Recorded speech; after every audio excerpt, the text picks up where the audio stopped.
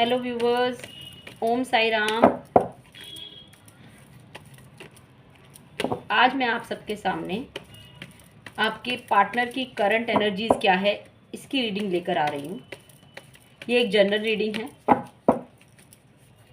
जिन भी लोगों से रेजोनेट करे वो इसे देखे और जो इनसे ना करे वो इसे स्क्रॉल कर दे, और जिनसे रेजोनेट करे वो इसे शेयर, लाइक एंड सब्सक्राइब ज़रूर करें। और हाँ, मुझे ना कमेंट सेक्शन में आप लिख के ज़रूर भेजें कि अगली रीडिंग किस टॉपिक को लेकर आऊँ। आपकी कोई क्वेरी है और आप चाहते हैं कि कोई डिवाइन के थ्रू आपको गाइडेंस मिले, तो उसका टॉपिक आप मुझे कमेंट सेक्शन में लिखकर सेंड कर सकते हैं। ओम साई राम। मेरे व्यूवर्स के पार्टनर्स की करंट एनर्जीज, मेरे वो व्यूवर्स जो किसी न किसी रिलेशनशिप में हैं, उनके पार्टनर्स की इस टाइम पर करंट एनर्जीज क्या है।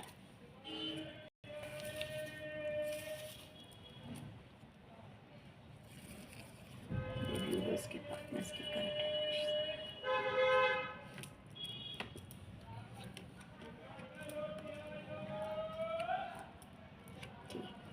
इस टाइम पर मेरे व्यूवर्स के जो पार्टनर्स हैं वो बहुत ज़्यादा डिस्टर्बिंग एनर्जीज में हैं। हो सकता है कि इस टाइम पर उनकी लाइफ में कुछ इश्यूज चल रहे हैं, प्रॉब्लम्स चल रही हैं जिनको वो फेस नहीं करना चाहते, या कह सकते हैं कि उनकी अपनी खुद की पर्सनल, प्रोफेशनल, करियर, स्टडी, कोई एग्ज़ाम आ रहा है, कोई ना कोई ऐसी चीज़ है जिसकी वजह से वो आपके साथ टाइम नहीं दे पा रहे, और बहुत सारी मिसअंडरस्टैंडिंग क्रिएट हो चुकी हैं आप दोनों के बीच। और उनकी एनर्जीज भी यही हैं। वो इस टाइम पर सही बताऊं तो उन्हें इस रिलेशनशिप में ना इश्यूज नज़र आ रहे हैं। उन्हें लगता है कि ये रिलेशनशिप बहुत ज़्यादा डे बाय डे टॉक्सिक हो रहा है। साथ में उन्हें समझ नहीं आ रहा कि आप उन्हें कमिटमेंट देंगे कि नहीं देंगे। वो पूरी तरह से श्योर नहीं है। आपके पार्टनर इस टाइम पर कह सकते हैं बहुत से ऐसे उनको थॉट्स आ रहे हैं कि जो कि आपके लिए और आपके रिलेशनशिप के लिए सही नहीं है। नेगेटिव थॉट्स आ रहे हैं, और आसपास के हो सकता है कुछ लोग जो कि आपके लिए गलत इन्फ्लुएंस कर रहे हो या आपके बारे में गलत जानकारी दे रहे हो। लेकिन जहाँ तक मैं जो एनर्जीज कैच कर पा रही हूँ, जो एनर्जीज देख पा रही हूँ, वो यही है कि कहीं ना कहीं आपके जो पार्टनर है ना, वो इस रिलेशनशिप से ना थक गए हैं। हो सकता है बहुत लंबा टाइम हो गया और आपने कुछ नया नहीं किया हो अपने रिलेशनशिप में। आप उन्हें टाइम नहीं दे पा रहे हैं, आप उनको कमिटमेंट नहीं दे रहे हैं, और उन्हें इस रिलेशनशिप का कोई फ्यूचर नज़र नहीं आ रहा। तो आपके पार्टनर की करंट एनर्जीज इस टाइम पर काफ़ी डिस्टर्बिंग हैं। तो देखते हैं कि आपके पार्टनर की करंट एनर्जी जो कि डिस्टर्बिंग है, तो आपको ऐसा क्या करे कि वो इस एनर्जी से बाहर निकल आए, या आपको एक गाइडेंस देखते हैं कि मतलब आपको इस टाइम पर क्या करना चाहिए।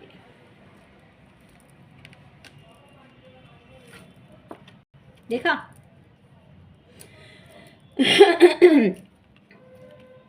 इस टाइम पर आपको क्या करना चाहिए।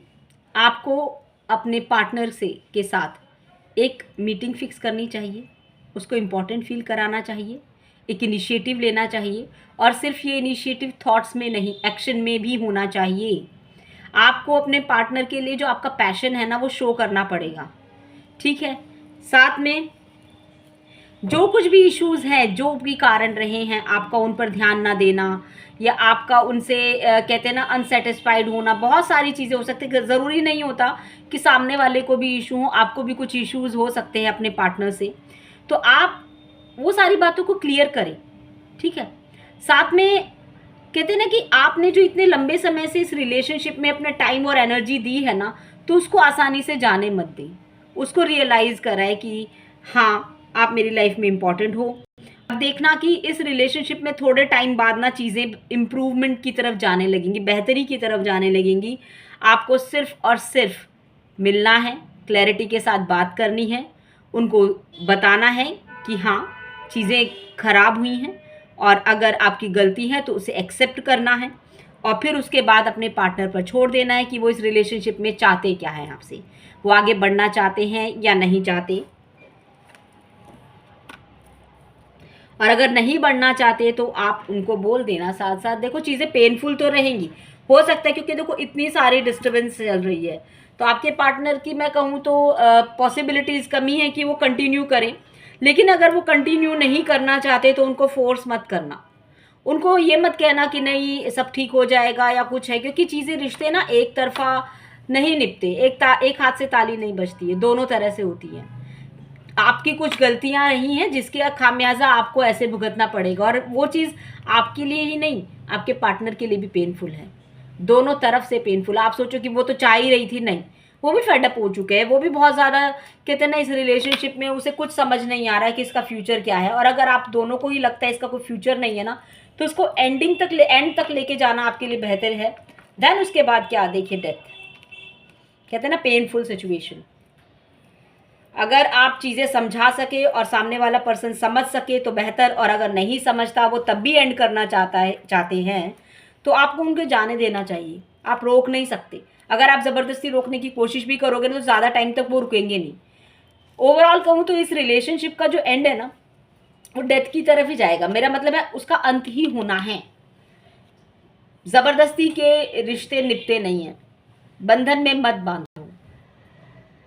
सोचो जो हुआ अच्छा हुआ, अभी कमिटमेंट नहीं दिया, शादी नहीं हुई, या बहुत सारी चीज़ें हैं तो, या फिर अगर डाइवोर्स का केस चल रहा है तो भी कह रही हूँ कि अगर किसी का डाइवोर्स का केस चल रहा है तो भी आप ज़बरदस्ती उस इंसान को अपनी ज़िंदगी में नहीं रखना है। अगर उसे निकलना ही है तो उसे निकलने दीजिए, उसको रोके मत रहिए, क्योंकि वो आया ही आपको बहुत कुछ चीज़ों के अवेकन कराने के लिए था। सोचिए वो आपका कार्मिक था, आपकी लाइफ में उसका रोल इतना ही था।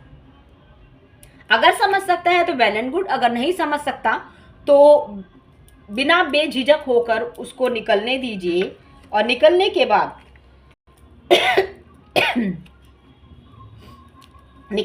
देखिए ये एक कार्मिक पैटर्न है, ठीक है। कहते हैं ना कि कुछ चीज़ें आपने जो भी इस रिलेशनशिप में जो भी एफर्ट्स डाले वो सारी चीज़ें समझ लो वो एक आपका कार्मिक था। आपको लगेगा कि मैंने यार बहुत टाइम दिया, बहुत पैसे मेरे वेस्ट हुए, बहुत एनर्जी लगी, बट इट्स ओके, ठीक है। वो सब कुछ नहीं था, वो कुछ था, लेकिन वो आपका उसके साथ एक कार्मिक था जो कि आपको देना था, और उस पर्सन ने उस चीज़ को एंजॉय भी किया, और अब वो चीज़ें खत्म होने वाली थी, तो एक्सेप्टेंस वाली सिचुएशन में आ जाइए, ठीक है। तो आपके पार्टनर की करंट फीलिंग्स मैंने बता दी, साथ में मैंने ये भी बता दिया कि आपको इस रिलेशनशिप में क्या करना चाहिए। अगर चीज़ें समझाने से समझ सकते हैं वो बहुत अच्छी बात है, नहीं समझ सकते तो इस रिलेशनशिप का एंड करना आपके लिए बेहतर रहेगा। Thank you.